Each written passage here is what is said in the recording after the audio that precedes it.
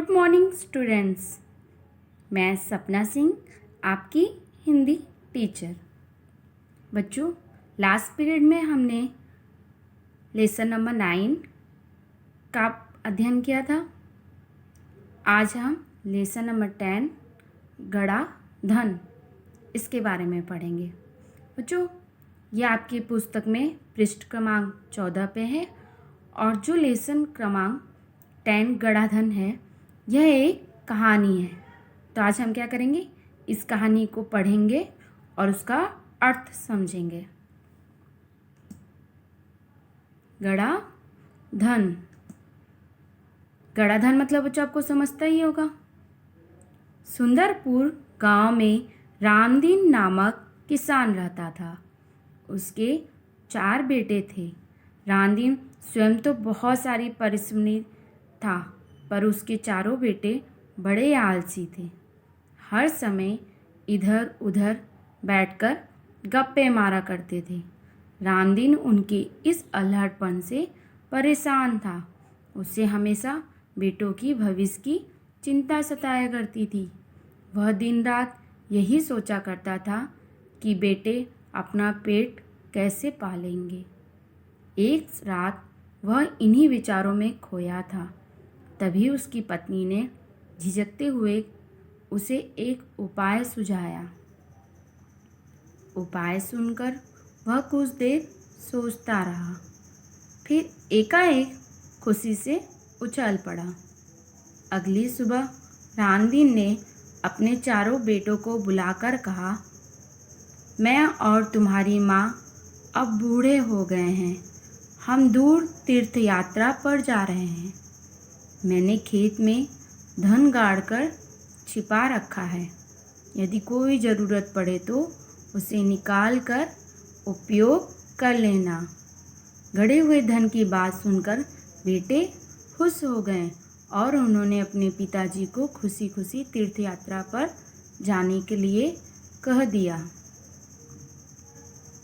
वे मन ही मन खुश हो गए कि अब कुछ दिनों तक पिताजी का बंधन भी उन पर नहीं होगा।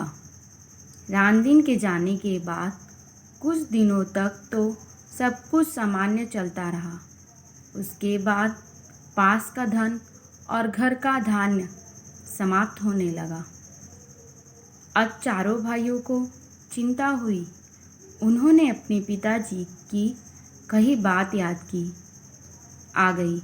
ज़रूरत पड़ने पर खेत में गड़ा धन निकाल लेना।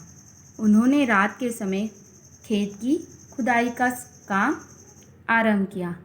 ये 2-3 रातें खेत खोदते रहे, पर कहीं भी उन्हें गड़ा हुआ धन नहीं मिला। रात भर के परिश्रम से वे बहुत थक गए थे। जब सुबह बहुत निराश और हताश होकर वे चारों अपने घर लौट रहे थे, तभी रामदीन के परम मित्र हरिनाथ ने पूछा, तुम सब थके हुए क्यों हो?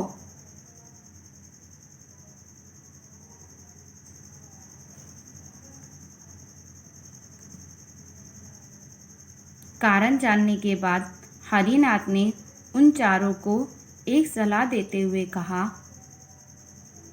तुम लोगों ने खेत तो खोद ही लिया है, अब उसमें बीज बो दो। चारों भाइयों के उदास चेहरों पर खुशी की लहर दौड़ गई। उन्होंने हरिनाथ के कहे अनुसार ही किया। खेत में नन्हे नन्हे अंकुर निकल गए। उन चारों के मन में उत्साह जाग गया। वे निराई गुड़ाई करने लगे। फसल बहुत अच्छी हुई। हरिनाथ काका को धन्यवाद देकर वे सफल फसल को बाजार में बेचने के लिए ले जाने की तैयारी में जुट गए।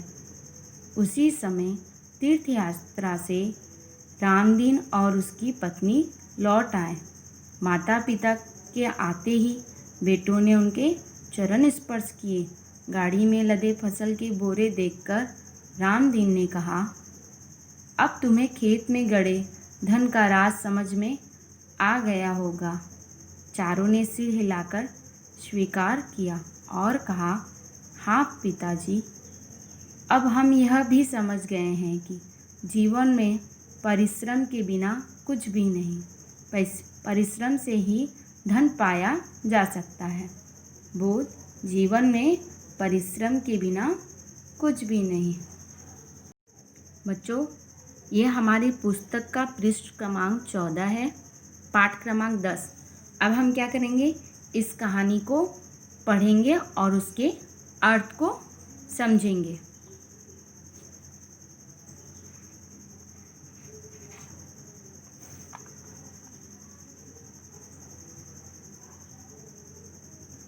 सुंदरपुर गांव में रामदीन नामक एक किसान रहता था। उसके 4 बेटे थे। तो बच्चों, आपने सुना, सुंदरपुर गांव है और वहाँ पे क्या था, एक किसान रहता था जिसके कितने बेटे थे, 4 बेटे थे। रामदीन स्वयं तो बहुत परिश्रमी था और उसके चारों बेटे बड़े आलसी थे। परिश्रमी का मतलब है बहुत मेहनती, बहुत हार्ड वर्किंग था वो। और उसके बेटे क्या थे, बहुत आलसी थे, लूज थे। उनको किसी भी काम करने में इंटरेस्ट नहीं था। हर समय इधर उधर बैठकर गप्पे मारा करते थे। रामदीन उनकी इस अल्हड़पन से परेशान था। अल्हड़पन मतलब ऐसे गप्पे मारना, इधर उधर करना, टाइम पास जैसी चीज़ें, तो उसको हम क्या कहते हैं, अल्हड़पन। उसे हमेशा बेटों के भविष्य की चिंता सताया करती थी। रामदीन को क्या होता था, अपने बेटों के भविष्य की चिंता होती थी।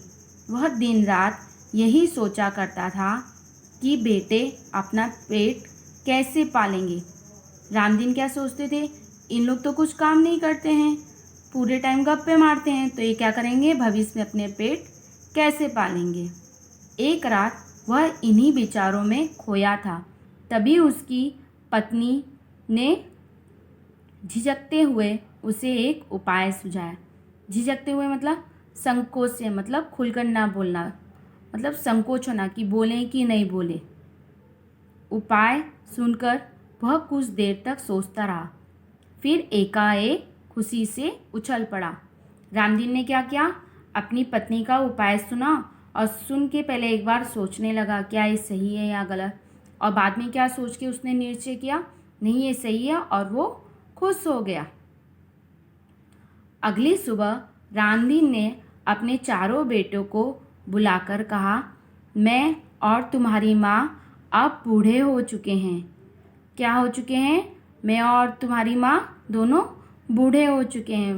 बूढ़े मतलब ओल्ड वुमेन और ओल्ड मैन। हम दूर तीर्थ यात्रा पर जा रहे हैं। तीर्थ यात्रा मतलब यह एक भगवान का स्थल होता है। यहाँ पर क्या करते हैं लोग, भगवान के दर्शन के लिए जाते हैं, यात्रा करते हैं। तो हम कहाँ जा रहे हैं, तीर्थ यात्रा पर जा रहे हैं। मैंने खेत में धन गाड़कर छिपा रखा है, यदि कोई ज़रूरत पड़े तो उसे निकालकर उपयोग कर लेना। रामदीन ने क्या कहा अपने बेटों को कि मैंने खेत में क्या किया है, धन को गाड़ कर रखा है, और आप लोगों को ज़रूरत पड़ेगी तो आप लोग क्या करना, उसे निकाल लेना।